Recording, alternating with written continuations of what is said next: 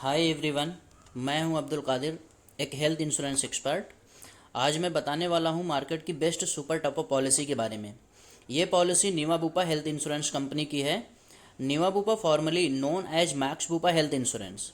इस super top up policy में maximum 95 lakh sum insured purchase कर सकते हैं। Sum insured will be depend on your previous base policy sum insured. Base sum insured means previous policy में जो सम insured amount है आपका। अगर मेरे प्रीवियस पॉलिसी का सम इंश्योर्ड 3 लाख है तो मैं 7.5 लाख या 10 लाख या मैक्सिमम 15 लाख का सम इंश्योर्ड परचेज कर सकता हूँ टॉप अप पॉलिसी में। अगर मेरे प्रीवियस पॉलिसी का सम इंश्योर्ड 5 लाख है तो मैं 25 लाख या 45 लाख या 75 लाख या मैक्सिमम 95 लाख का सम इंश्योर्ड परचेज कर सकता हूँ टॉप अप पॉलिसी में। अगर मेरे प्रीवियस पॉलिसी का सम इंश्योर्ड 10 लाख है तो मैं 40 लाख या 65 लाख या 90 लाख का सम इंश्योर्ड परचेज कर सकता हूँ। अब बात करते हैं एज क्राइटेरिया के बारे में। अगर कोई भी individual person top up policy लेना चाहते हैं तो कम से कम 18 साल एज होनी चाहिए और मैक्सिमम 65 ईयर्स एज तक न्यू टॉप अप पॉलिसी ले सकते हैं। याद रखिए कि अगर किसी ने भी 18 से 65 ईयर्स के एज के बीच में पॉलिसी ले ली तो रिन्यू लाइफ टाइम कर सकते हैं। मीन्स 18 से कम वाले और 65 एज से ज़्यादा वाले न्यू इंडिविजुअल पॉलिसी इस टॉप अप पॉलिसी को नहीं ले सकते हैं। वहीं फैमिली फ्लूटर पॉलिसी में एडल्ट के लिए 18 से 65 साल होनी चाहिए एज और बच्चों को साथ में कवर करने के लिए बच्चों की मिनिमम एज 3 मंथ्स होनी चाहिए और मैक्सिमम 25 ईयर्स होनी चाहिए। अब बात करते हैं इस सुपर टॉप अप पॉलिसी के बेनिफिट्स के बारे में। इन पेशेंट ट्रीटमेंट्स मीन्स अगर हम किसी भी वजह से हॉस्पिटल में मिनिमम 24 आवर्स के लिए एडमिट होते हैं या होना पड़ता है तो हॉस्पिटल के सारे बिल्स कैशलेस हो जाएंगे, जैसे nursing charges, medical practitioners charges, physiotherapy, investigations, diagnostic test, medicine, operation theatre, surgery के चार्जेज और सर्जरी करने के लिए किसी डिवाइसेस या इक्विपमेंट्स का यूज किया जाता है उसके भी चार्जेस कवर रहेंगे। यहाँ तक कि अगर किसी इमरजेंसी केस में आईसीयू के अंदर भी एडमिट किया जाता है तो उसके भी चार्जेस कवर रहेंगे। और हॉस्पिटल में सिंगल प्राइवेट रूम यूज कर सकते हैं। Room rent up to sum insured तक कवर है। Means room rent per day 5,000 हो या 50,000 हो, फर्क नहीं पड़ता, सारे बिल्स टॉप अप पॉलिसी से कैशलेस हो जाएंगे।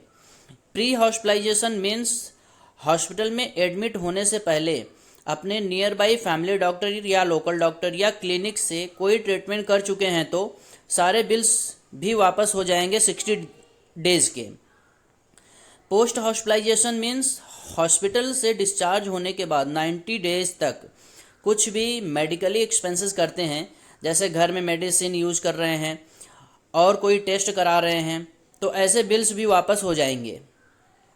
नेक्स्ट बेनिफिट है डे केयर ट्रीटमेंट।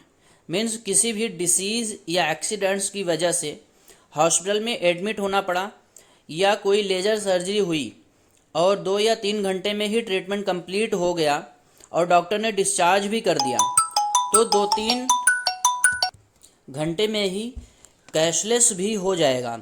फिर 24 आवर्स हॉस्पिटल में रुकने की ज़रूरत नहीं है। नेक्स्ट बेनिफिट है डोमेस्टिलरी ट्रीटमेंट।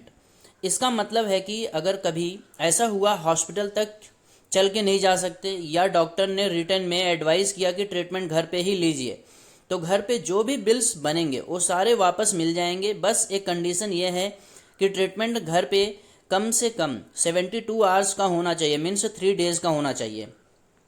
नेक्स्ट बेनिफिट है ऑल्टरनेटिव ट्रीटमेंट्स। मीन्स कभी कोई आयुर्वेदिक, यूनानी, होम्योपैथिक या सिद्धा ट्रीटमेंट लेते हैं तो ऐसे एक्सपेंसेस भी कवर रहेंगे। ऐसे ट्रीटमेंट डे केयर में काउंट नहीं होते, इसलिए मिनिमम 24 आवर्स का हॉस्पिटलाइजेशन होना ज़रूरी है।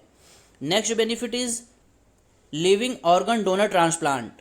एज एग्जाम्पल, मैंने टॉप अप पॉलिसी ले ली, उसके बाद कभी मुझे किडनी ट्रांसप्लांट कराना पड़ रहा है और मैंने अपने फैमिली या रिलेटिव से किडनी डोनेट करवाया अपने लिए तो मेरा जो भी एक्सपेंसेस होगा कवर रहेगा ही, साथ ही साथ जो पर्सन मुझे डोनेट कर रहे हैं उनका भी एक्सपेंसेस कवर रहेगा। Next benefit is ambulance cover. कभी इमरजेंसी में रोड एम्बुलेंस की ज़रूरत पड़ती है तो बिल्कुल यूज कर सकते हैं। 1500 रुपये पर हॉस्पिटलाइजेशन मिलेगा, मीन्स जितनी बार यूज करेंगे हर बार 1500 रुपये अलग से मिलते रहेंगे। Next benefit is e consultation, means doctor की एक पूरी टीम होती है जिनसे हम कॉल करके अपनी हेल्थ इश्यूज बोल के एडवाइस ले सकते हैं या चैट करके डॉक्टर से बात कर सकते हैं और अपनी इश्यूज बता के उनसे एडवाइस ले सकते हैं। और साथ ही साथ एक अच्छा बेनिफिट है कि अगर मैं नेटवर्क सर्विस प्रोवाइडर से मेडिसिन परचेज करता हूँ या कोई टेस्ट कराता हूँ तो उस पर भी काफ़ी अच्छा डिस्काउंट मिल जाता है। नेक्स्ट बेनिफिट है नो क्लेम बोनस, जिसे लॉयल्टी बेनिफिट बोलते हैं। विद इन ए ईयर अगर कोई क्लेम नहीं किया तो इंश्योर्ड का सम इंश्योर्ड का 5% इंक्रीज हो जाएगा और ये एवरी ईयर होगा जब तक सम इंश्योर्ड 50% तक इंक्रीज ना हो जाए। और ये बेनिफिट उनको ही मिलेगा जिनका सम इंश्योर्ड 25 लाख या उससे कम है। Next is mental disorder treatment, means अगर कोई मेंटल इश्यूज दिमागी प्रॉब्लम कोई हो गया तो उसके ट्रीटमेंट का खर्च भी टॉपअप पॉलिसी से कैशलेस हो जाएगा। ये बेनिफिट ज़्यादातर कंपनीज कवर नहीं करती हैं बट इस पॉलिसी में कवर रहेगा। HIV एड्स एक क्रिटिकल डिसीज है, ऑलमोस्ट हेल्थ इंश्योरेंस कंपनीज ये बेनिफिट भी कवर नहीं करती, इसके HIV एड्स के भी एक्सपेंसेस नहीं देते हैं बट इस पॉलिसी में कवर रहेंगे अप टू सम इंश्योर्ड।